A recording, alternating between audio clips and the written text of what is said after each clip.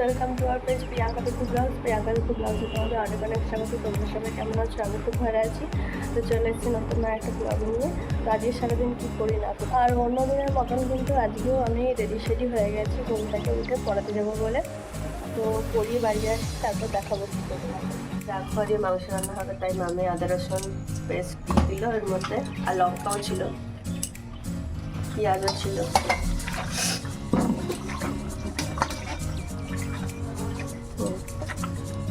দিয়ে দিচ্ছি নুন,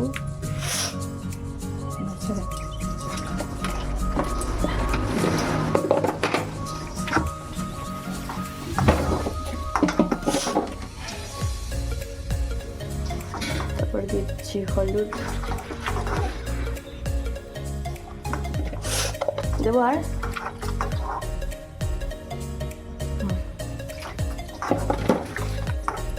এবার দেবো হচ্ছে কি লঙ্কার গুঁড়ো,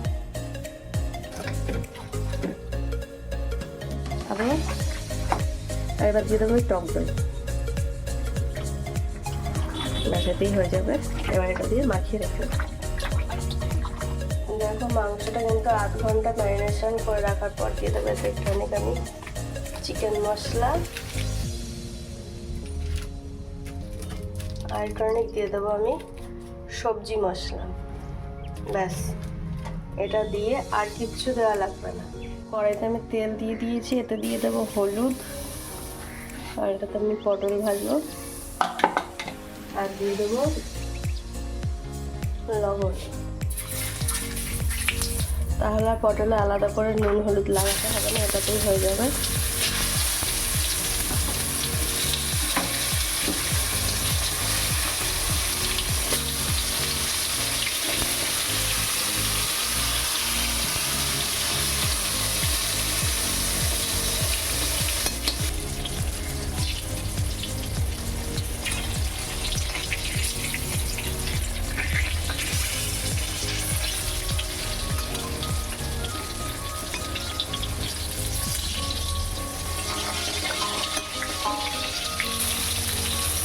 পটলের সুন্দর করে কিন্তু ভাজা হয়ে গেছে, তুলে নেবো। রয়েছে এই তেলে আমি ভেজে নেবো আলু।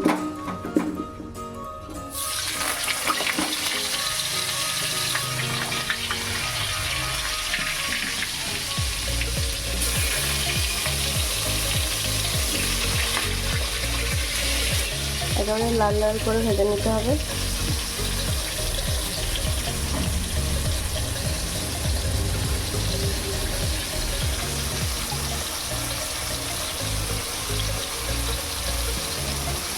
আলুগুলোকে বেশ ভালো করে ভেজে নিয়েছি, এবার তুলে নেবো। আলু ভাজার পর যেখানে তেল আছে এর মধ্যে একটুখানি আমি সরষের তেল দিয়ে নেবো। ব্যাস, এবার দেখো তেলটা গরম হয়ে গেছে, এর মধ্যে দিয়ে দিলাম তেজপাতা ফোড়নের জন্য, আর দেবো অল্প করে জিরে।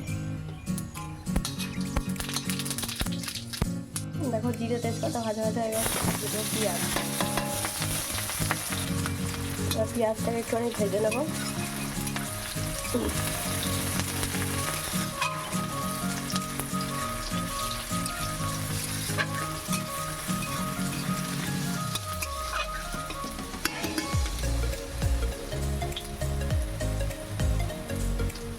এবার দেখো পেঁয়াজটা ভাজা ভাজা হয়ে গেছে, এর মধ্যে আমি দিয়ে দেবো জল। চিকেনটা সেদ্ধ করতে যেখানে জল লাগবে আমার সেখানে দিয়ে দিলাম। যেহেতু দেখো চিকেন থেকেও কিন্তু অনেকটা জল গলেছে, আর এখানে জলটা ফুটে এলে আমি কিন্তু মাংসটার ভিতর ঢেলে দেবো। দেখো জলটা কিন্তু প্রায় ফুটে গেছে, এবার আমি মাংসটা দিয়ে দেবো।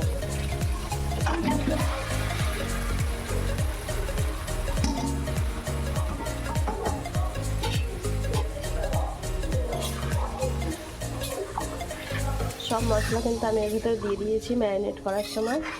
এবার শুধু ঢাকা দেব, দিয়ে কিছুক্ষণ পর পর খুলে খুলে দেখবো কেমন কি হয়েছে। যখন মনে হবে পুরো কুক হয়ে গেছে, মাঝে তুলে একবার আলুটা দেবো। ব্যাস, যখন দেখবো পুরো কুক হয়ে গেছে তখন কিন্তু আমার চিকেন রেডি। তো চলো এখন আমি এটাকে ঢাকা দিয়ে দেবো।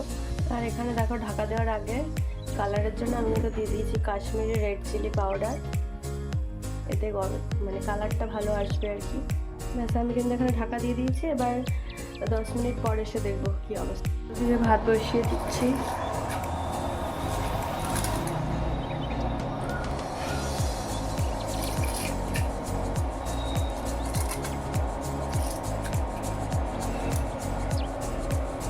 তো এদিকে ভাতটা হতে থাক আর আমি এদিকে মাংসটা দেখি কত দূর কী হলো।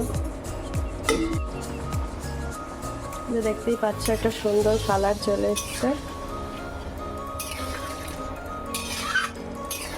হাফ সেদ্ধ কিন্তু এটা হয়ে গেছে, প্রায় অনেকক্ষণ পরেই খুলেছি। এবার এর মধ্যে কিন্তু আমি আলুগুলো দিয়ে দেবো। এবার আলুগুলো সব দিয়ে দিয়েছি, এবার নাড়িয়ে দেবো একবার, আবার ঢাকা দিয়ে দিয়েছি আমি নাড়িয়ে। এবার দেখো উঠিয়ে নিয়েছি, উঠিয়ে দেখো কাসুরি মেথি নিয়ে নিয়েছি। এবার ভালো করে ডোলে কিন্তু ছড়িয়ে দেবো। আর আমার ঝোল ঢোল কিন্তু অনেকটাই শুকিয়ে এসছে, একটু বেশি করেই দেবো, এই গন্ধটা বেশ আমার ভালো লাগে।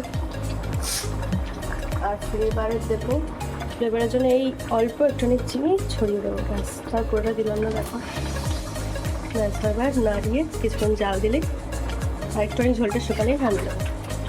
কিন্তু আমার শর্টকাট মাংস রেডি। এবার আমি এটাকে নামিয়ে নেবো। দেখো মাংসটা কিন্তু আমি নামিয়ে নিয়েছি।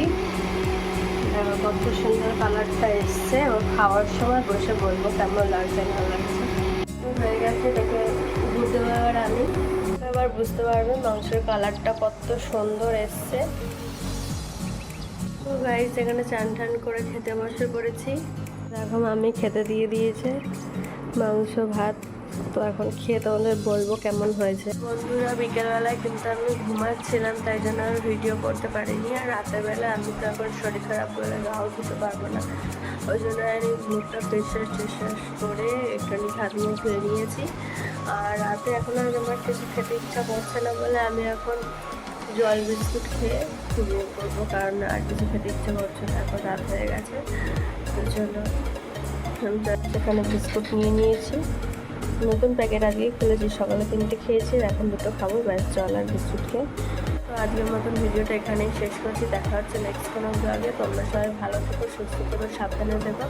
আর যদি ভিডিওটা ভালো লেগে থাকে তাহলে লাইক কমেন্ট শেয়ার আর সাবস্ক্রাইব করে দিও। তো আজকের মতন টাটা।